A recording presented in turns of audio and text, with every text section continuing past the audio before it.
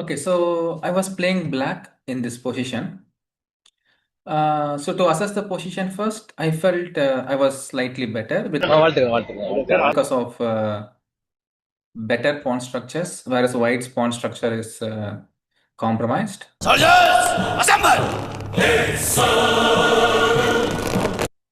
And also, this white pawn on e5, since it is slightly advanced, it made the g3 bishop bad because the diagonal is shut down. So I thought my position is better. ஓ அப்படியா விஷயம் ஒரு நிமிஷம் Here, within 2 minutes, I just saw the best idea. I mean, I felt it was a good idea when I was thinking.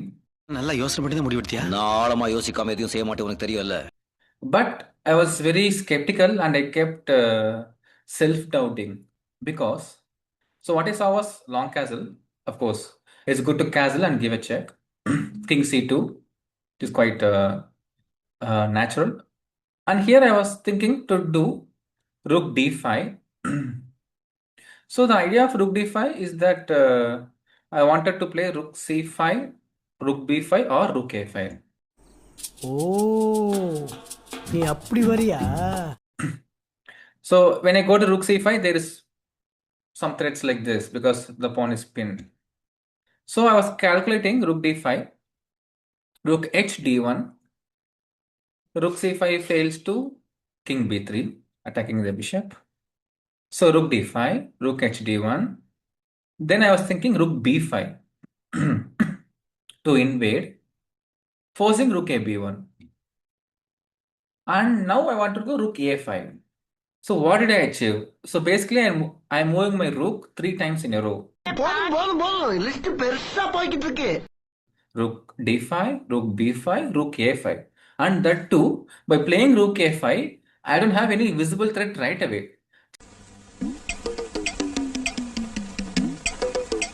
Just that I'm pressurizing the a2 pawn. That too, after I move the bishop. I was seeing this. I also understood that white cannot do anything. But if you see the last 3 moves, I moved only my rook, was one piece, whereas white is moving is both the rooks. From the undeveloped square, he is just moving.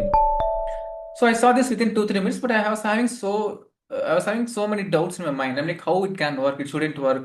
I was also thinking what my students will say. Because sometimes one of the elementary rule is that don't move your piece twice. So here I'm not moving twice, I'm moving thrice. அடினே இருப்பேன் So I was more worried what my students, how they will tease me, how they will taunt me. This kind of things was running in my mind. தலை வலிக்குதுடா, தலை வலிக்குதே. Just for a few minutes, jovially, though I don't care what they say. நக்கல்யா உனக்கு? It's a mutual challenge and mutual fun. So it's a learning process. If someone pinpoints my mistake, I'll be very happy because that's the way we develop our chess. So I spent 30 minutes unnecessarily. அவனை சொல்லி நிறுத்துங்களேன்டா. Like in this time, my opponent had like 15 minutes. I had like maybe 45 to 50 or even 1 hour on my clock. I unnecessarily spent 30 minutes trying to look if I have something else. என்னடா ஏ? Then with heavy heart, I played rook d5 after spending 20-25 minutes. He played this. It is very natural. Rook b5, threading rook b2, rook b1, rook a5. So my point is, I just want to move my bishop. When he defends king b3, I can give a check anytime. And I can play knight a5, knight c4, all this kind of improvement moves. So this what happened in the game also. And after I came back to my room, I checked with the computer. And to my surprise, this was actually one of the best way to continue in this position. வயசானாலும் உன் ஸ்டைலும் அழகும் இன்னும் உன்னை விட்டு போகல. Thank you. கூடவே பிறந்தது என்னைக்கும் போகாது. To play rook d5, rook b5, rook a5. And I was like, why did I keep on hesitating? Why did I have so much self-doubts?